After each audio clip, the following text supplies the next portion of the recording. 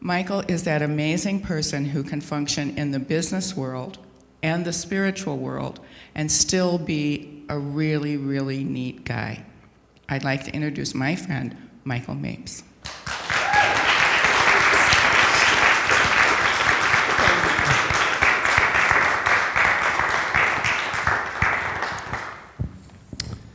Wow. I was getting a little emotional on the way over here anyways, and that didn't help. So, hi Carol. And the reason I was getting a little bit emotional on the way over here, I'll tell you about what I spent the last 3 days doing as I talked this morning, but the reason I was getting a little emotional on the way over here was, when I was growing up, nobody ever told me I could have a really good life. They told me that I could do anything that I wanted to do. They told me that I was special. They told me that I was resourceful. They told me that I was smart. But nobody ever said to me you could have a really good life. And when I was driving over here tomorrow, I'm like, my God, I have a really good life. And it really doesn't matter whether you're building a business, or you're trying to improve your relationship, or you want to find more satisfaction, or you'd like to go to a deeper spiritual place. The principles of transformation, the principles of what it really takes to make something very different in your life from the way it is, are essentially the same. And it's not like I came up with them either. By the way, there really is a guidebook and a rule book to the universe. And my personal view is if you don't have everything that you want, then there is something wrong on the inside, right? There is something at a soul level or a spiritual level that needs to be examined, healed, looked at, moved through awareness, brought to whatever it is. And that's not actually about judging yourself or making yourself wrong or making yourself feel bad. That's just about understanding the process you have to go through if you want to make something different in your life. And when I say I have a really good life, it's not like, I'm not speaking metaphorically at all. I'm speaking very literally, that I have a really good life. It's not like, oh, I'm just grateful for all this stuff that's not that good. I'm grateful for all this stuff that is really good. The money that I make, and my husband, and the friends that I have, and the fact that I get to travel, and the fact that I get to give to the charities I like, and basically do what I want and work when I want. And I think that that's really possible for all of you. And I think that it's actually really possible for everyone on this planet. And so what I want to kind of dive into today, because I got to thinking about why is it some people are super successful and some people are not super successful. And by successful, I just sort of mean whatever would be a good life for you. If we polled everybody in this room, everybody would have a different view of what that was. For some of you, that might be a mansion and lots of travel, and for some of you, that might be living more simply and kind of off the grid and not having a lot of debt, and for some of you, that might be running your own business, and for some of you, that might be really feeling at home in your relationship, and for most of us, it's going to be some combination of all of that.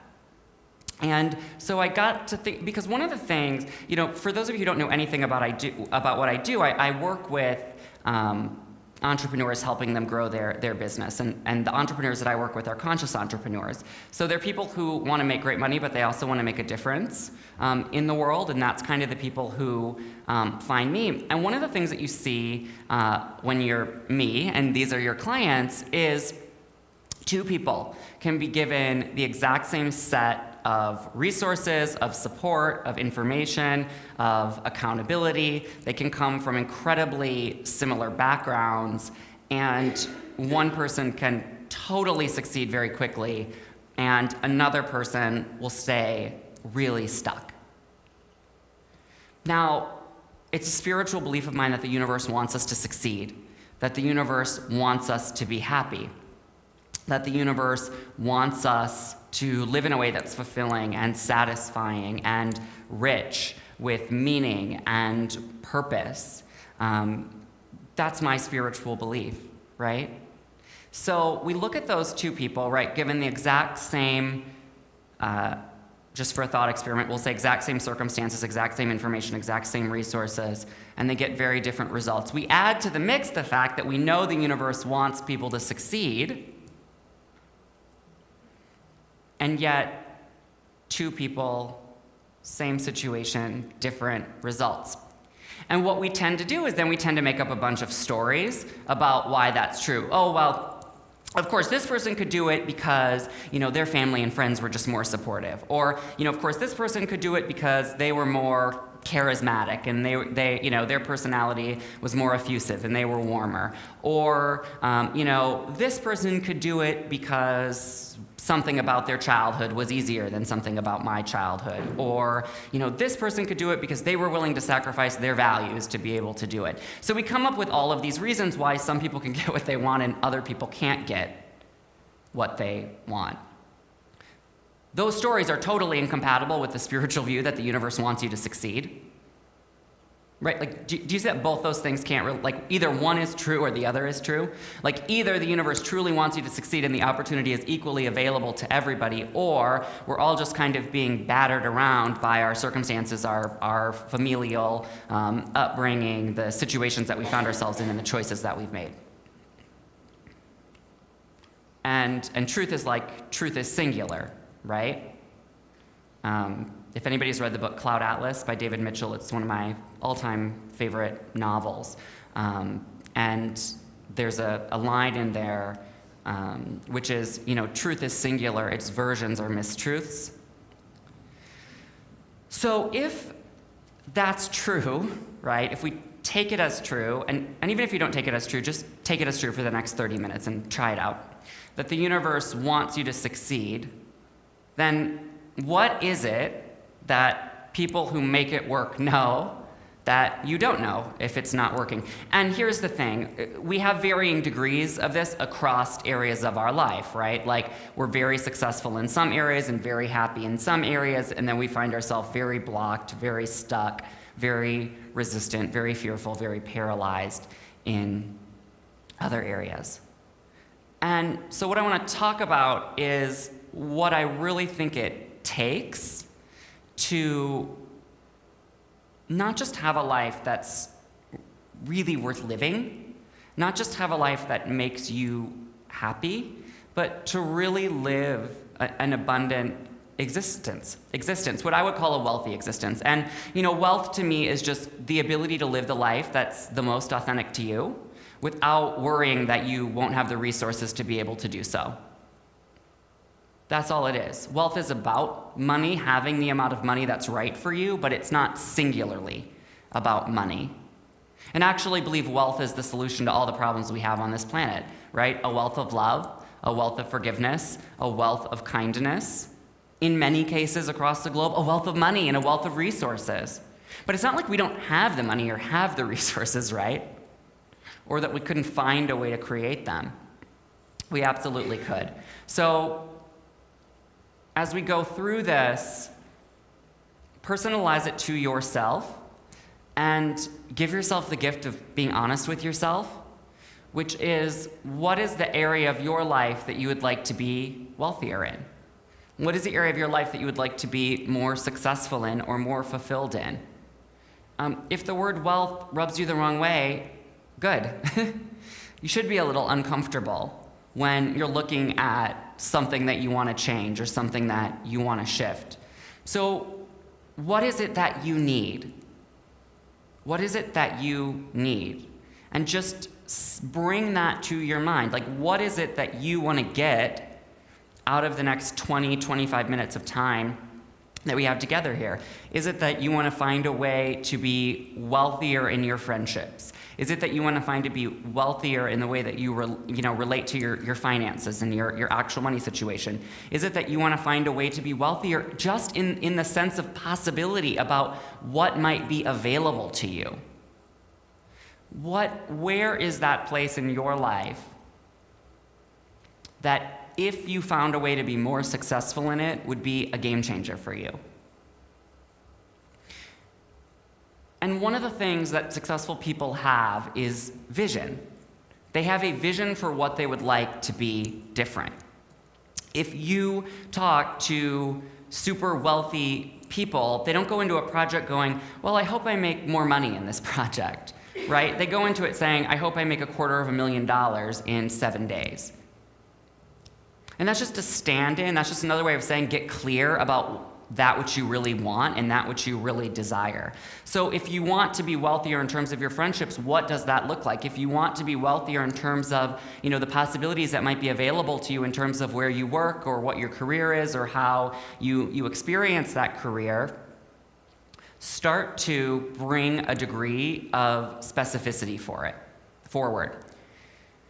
The reason we don't do this is because it's very vulnerable and it's very risky. Right? If you, I'll give you an example with business owners. It's very easy to say, oh, well, I have this business because I want to help people and sure, I'd like to make a little bit of money. That's a very safe thing to say. People will tell you you're a good person if you say that. I know because I said that a lot and I wanted people to tell me I was a good person. If you go out there and say, I want to build a business that helps 10,000 people this year and that generates me $500,000 of revenue, that's really vulnerable, right? Because, number one, you've put it out there and you've put yourself on the line. Number two, people are going to say, that's not realistic, you can't do that, that's impossible. ABC business owner tried to do that and they failed, and look at the economy, and oh, it's so hard to get credit right now, and nobody will pay good money for that, right? That's what you're inviting people to say to you. And that same thing is true, right? If in any situation, if you say, well, I would like to meet a partner who's not a complete jerk, who treats me right and who shares my value system, right? And who is independent, or whatever your particular things are, people will say to you, good luck. But you have to have vision if you want anything to change. You really have to have vision if you want anything to change. It's not about knowing everything from the beginning because it's going to evolve and change anyways. But it's like you know enough specifically today to get started. You know enough specifically today to get started. So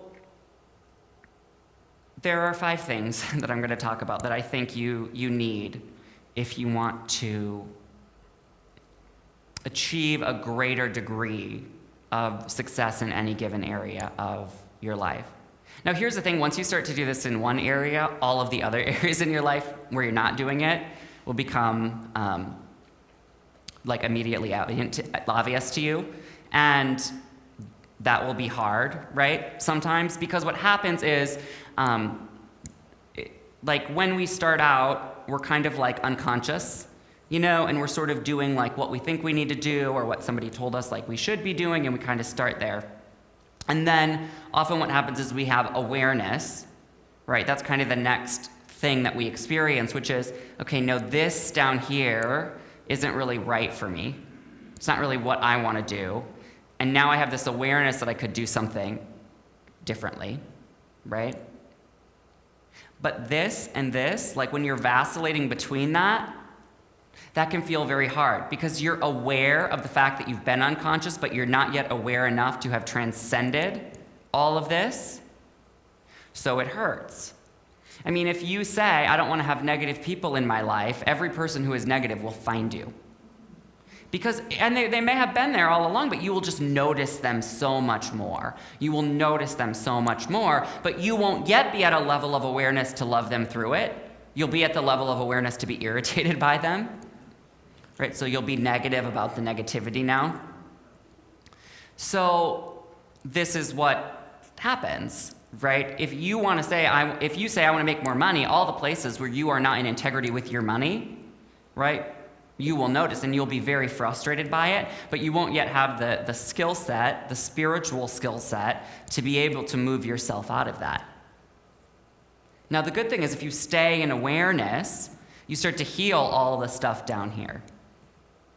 Right? And heal does not mean to move past something for the end of all time. It doesn't.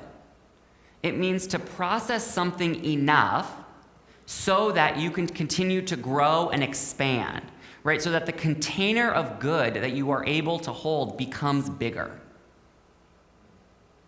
And every time that becomes bigger, you go back down and you have to heal the stuff that's down here again, because you are at a different place to heal it. So this is the process that people go through. It's not always a fun process, but the thing is, I think if you're aware of it, it can be a fast process. The absolute biggest BS that people tell themselves is this transformation has to take a long time. And it's not about being entitled. You need to put the effort in and the work in. You need to kind of know, do I have a knowledge gap here, or do I need to expand spiritually here, or do I need to get some support here? But it does not have to take a long time. It doesn't.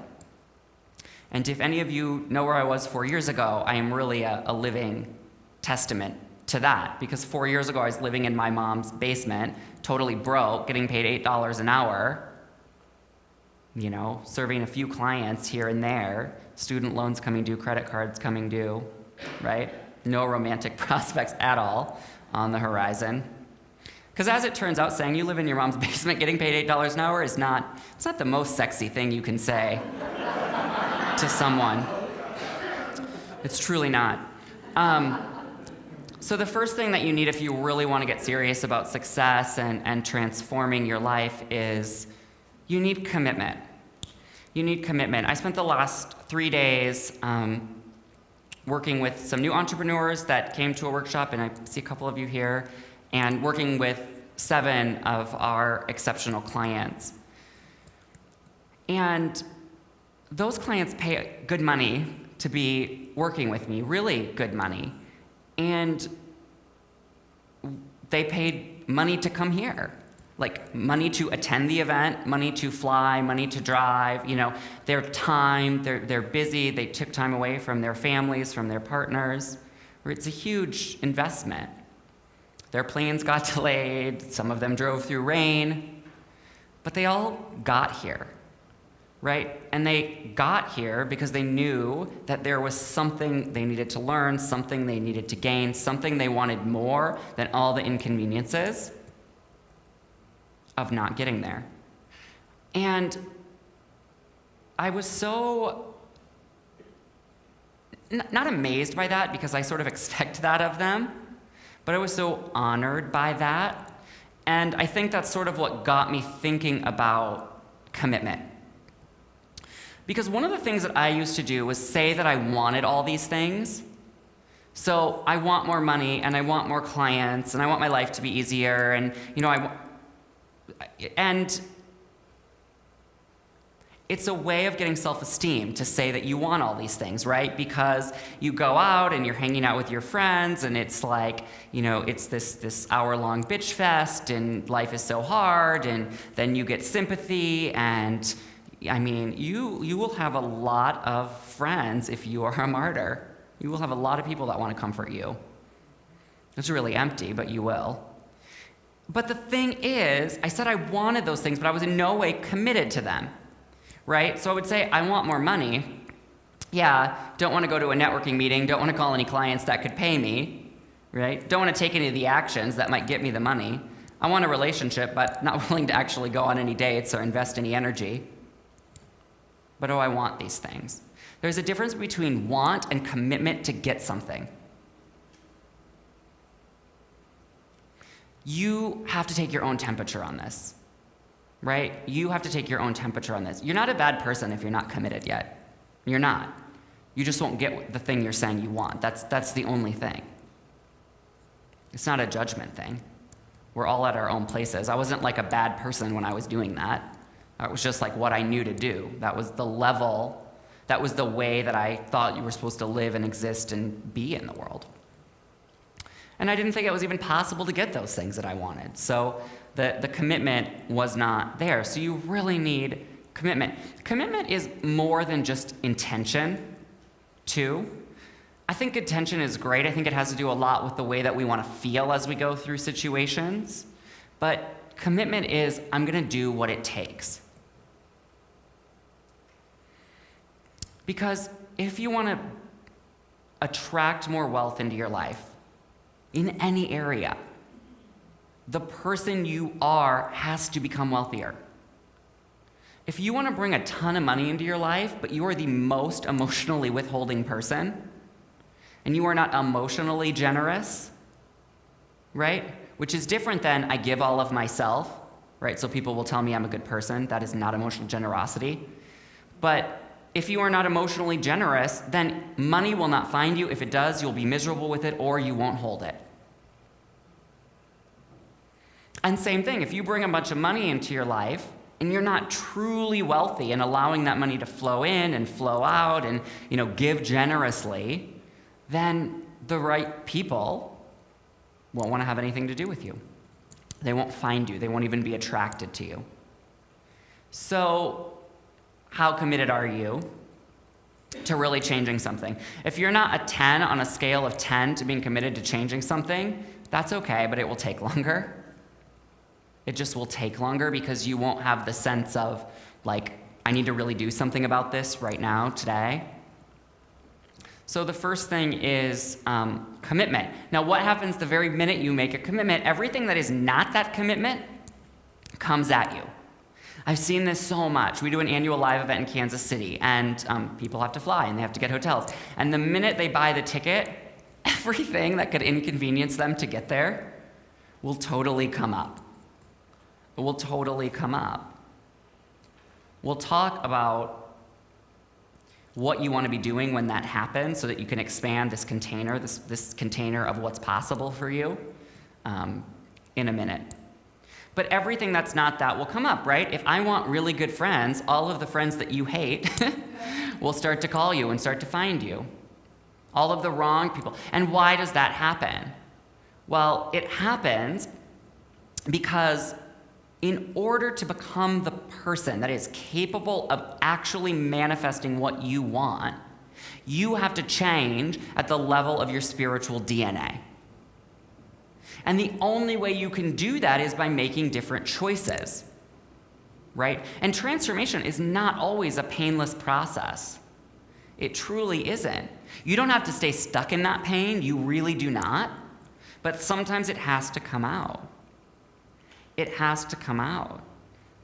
And in the situation where you want to really attract the right people into your life, you have to let go of the wrong people. Not in a negative way, not in a dramatic way, right? But in a loving way. In a loving way. And that can be painful, and that can be scary, right? Because what if nobody else comes in? And what if this really is the best that I can do?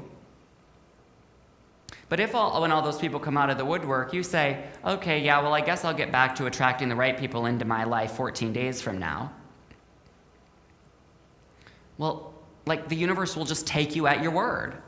So it will say, okay, so they made this commitment, and then I gave them an opportunity to actually live through a situation that would make them the person capable of getting what they wanted, and they said no.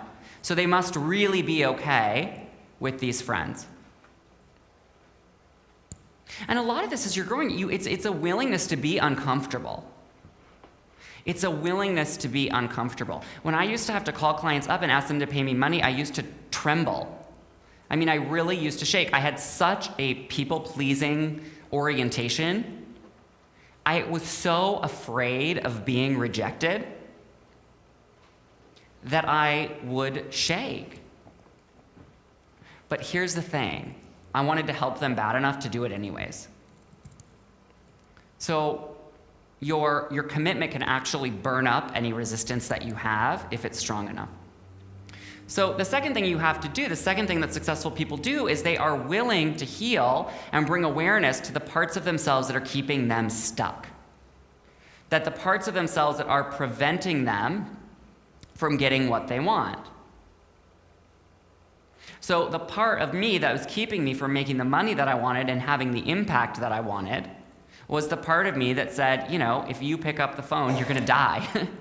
Or they're not going to like you, right? It really was that strong of a survival instinct that I felt. So you have to be willing to heal those parts of yourself. You have to be willing to look at those parts of yourself, and you have to be willing to say there are some things in me that are in my own way. And what can I do? And when all of that stuff comes bubbling up, this is where I think you all have an advantage. Because you are all you wouldn't be in this room if you didn't have a certain level of consciousness, or if you weren't open to reaching a certain level of consciousness. So you have to be willing to heal those things, but a lot of people just shut down. Because they go, oh, well, this isn't exactly what I needed to look like, or what I wanted it to look like, which really just means it wasn't comfortable and convenient for you. So you had to make a decision of what's more important to you. Comfort and convenience are getting what you want. Either are fine decisions, but I just want to bring you to the place of understanding that you have choice. That you have choice. And I'm so passionate about that because nobody ever told me I had a choice. It was like, oh, well, you had a single mother and you had a father who wasn't, and you lived in this, and the economy is not great, and people like us don't get ahead, and, oh, you're gay, and, and just all of this stuff. I really was a fantastic victim. I really was and I really believed my story. I really totally did. I really was so good at it, I can't tell you. So you have to be willing to look at those parts of yourself that you want to, that really need healing, right? That really need healing. The third thing that has to happen is your mission has to become more important to you than your circumstances. The way my coach says it is, what's more important, your commitment or your circumstances? Because your senses will lie to you. They will absolutely lie to you. How many people in this room have the belief that the universe is a space of unlimited abundance? And how many people see all of that total unlimited abundance reflected in their life at all moments?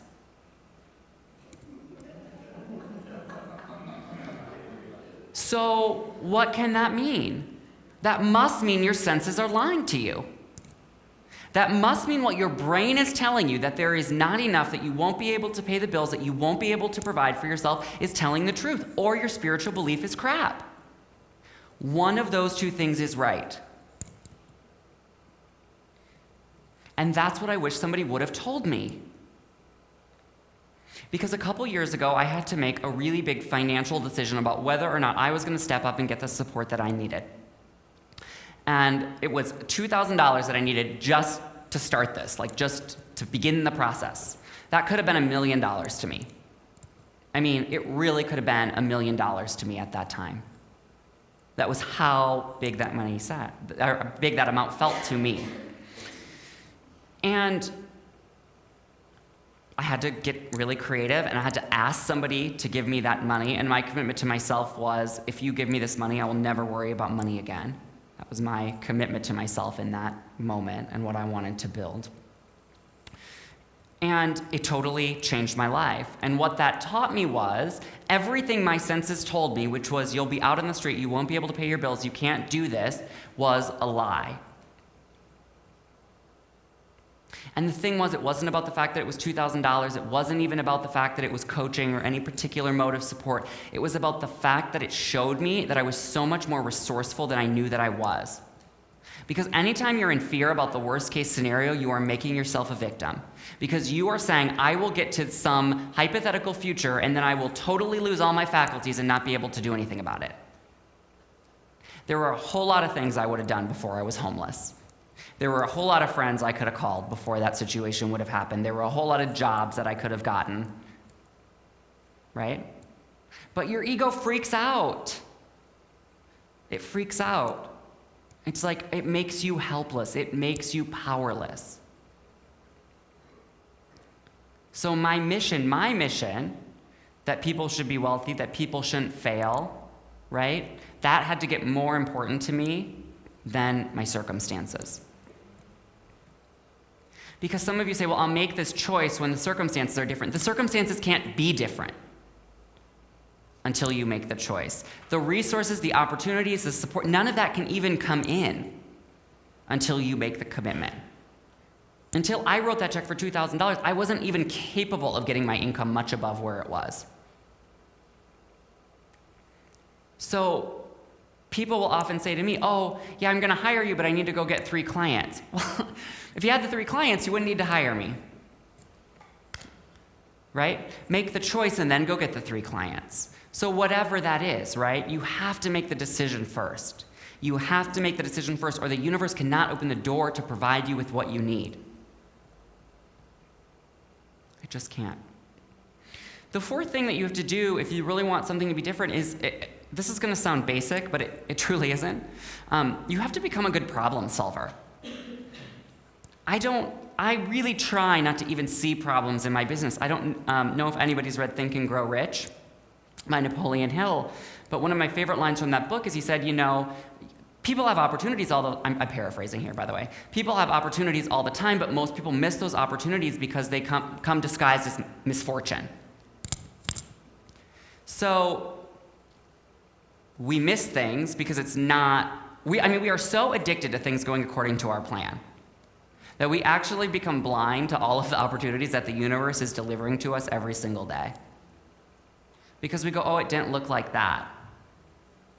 We sent out some invitations for a workshop probably about 8 months ago, and somebody wrote me and said, oh, I'm not going to attend because I'm just going to let Spirit lead me. Well, maybe Spirit sent you this email. Maybe Spirit led you to the workshop, right? It's not always a check in the mail. It's not always Mr. Right knocking on your door. It's the opportunity that's going to allow you to grow. And if you don't say yes to all those small opportunities in the beginning, the big ones don't come in, or you miss them, or you kind of half-ass them, or you don't hold whatever you get from them. So you have to start solving little problems down here. So when I had in my mind, I want to have this super profitable business and be doing all of these events and all these things that I had in my mind, well, if I couldn't solve a problem about how to get $2,000, how was I going to do an event that would take $20,000 to put on? If I couldn't get over my fear to call a single client on the phone, a very little fear, right, a very little problem in the scheme of what's going on in the world, then how would I ever become the business owner capable of getting the things that I wanted? If you are looking for the right relationship, but you can't even solve the basic problem of how to get dates, then how are you ever going to solve the issues that would come up over a long-term relationship? You have to solve these little problems, right? And I love Shanda Sumter, who said, if you don't solve these little problems, you don't even deserve everything that you're saying that you want. Because your field of possibility energetically is not open and expansive enough to hold it. So you have to start the little problems, right? And you have to solve them, and you can't delay them. Because the more successful you get, right, the problems get bigger. But you also get much better at dealing with the problem, right? And you start to see the opportunity in them, you start to see the learning in them, and you start to see what is really possible for you and how strong you really are, right? The last thing that's really important, and I think this is hard for people. It's really, I think, hard for people with a Midwestern upbringing, as I have. We are not meant to get the things we want alone.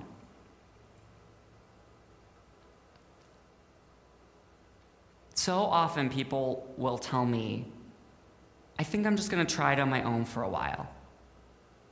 Why? Why?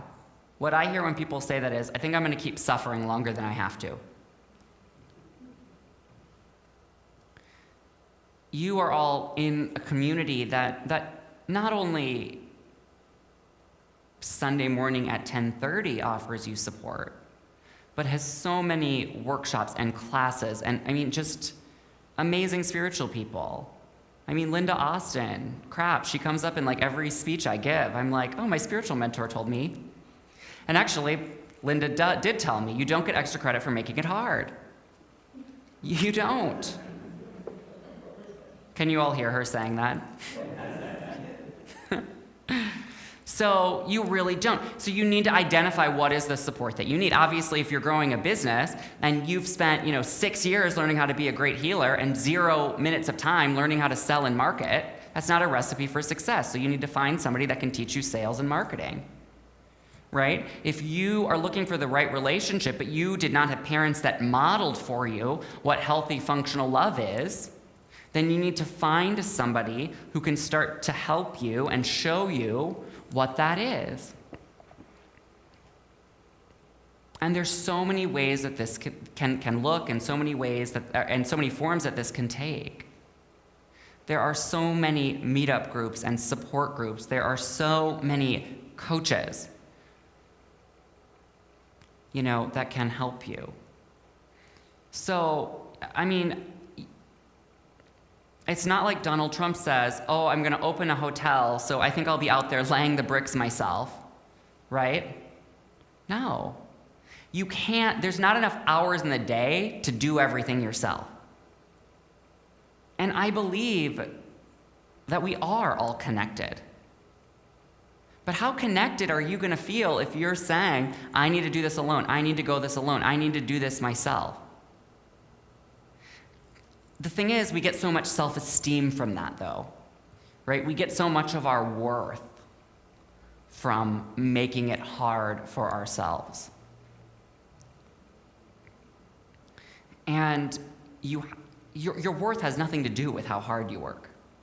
Like, nobody in this, it's not like some of you have half a cup of worth and other of you have a cup and a half of worth, right? You all have the same level of worth. We all do. So your worth has nothing to do with how hard you work. And the truth is, you won't even like the success more if you do it yourself. That's just something that the mind tells you if you go it alone. So don't go it alone. And I think this is where you have to be really honest with yourself, about what you need and what that looks like for you, because it can look very different. So for me, it looks like getting my own high-end coaching and, mastermind support, right? So that's like what it is for me. But it doesn't have to look that way, right? It may be that you have a group of 3 women and you all serve as, accountability partners around a particular area of your life. I do think you need support sometimes outside of your friends, because your friends are too nice, and they're lying to you a lot of the times. They don't actually know how to tell you the truth. They don't actually know how to give you what they need, and it's not their job. So you do need to find someone that can be lovingly, brutally honest with you sometimes. But I think that if you're feeling like I have to do this alone, you don't. You don't. And if you're at a place of really just believing that you don't deserve to be supported, or you just don't know what it looks like, right? You don't know if it's a coach, or you don't know if it's a meetup group, or you don't know if it's just coming here. If you're not sure, then I would just invite you just to ask. What is the support that I need right now? Only ask if you're willing to do something about it when it shows up. Don't ask and then say no to it. Don't ask and then say no to it.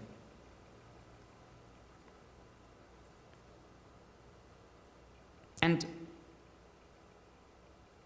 I believe there is a difference between inspiration and transformation. Inspiration can sometimes be the catalyst for transformation. As Suzanne Evans says, more often it's perspiration. That's the catalyst for transformation, not inspiration. But inspiration can absolutely be the starting point. But I would invite you to think about what I've said, to take the parts that really resonate with you, and to take this back into your lives and think, what could I do a little bit differently if I'm really serious about getting the things that I want? Thank you so much for having me here today.